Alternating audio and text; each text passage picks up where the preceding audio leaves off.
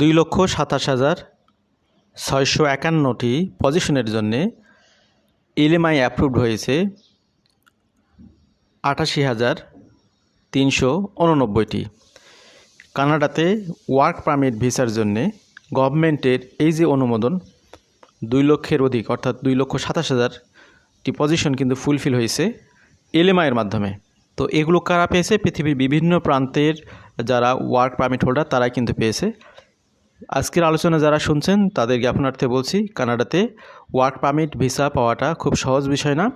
এখানে work permit ভিসায় যারা আবেদন করেন সেক্ষেত্রেই কানাডা ইমিগ্রেশন ডিপার্টমেন্ট একটি ওয়ার্ক পারমিট ভিসার সাথে সংশ্লিষ্ট যে এমপ্লয়মেন্ট লেটার থাকে তার অনেকগুলো বিষয় তারা যাচাই বাছাই করে। আজকের আলোচনায় মূলত আমরা এই বিষয়গুলিকে ফোকাস করব।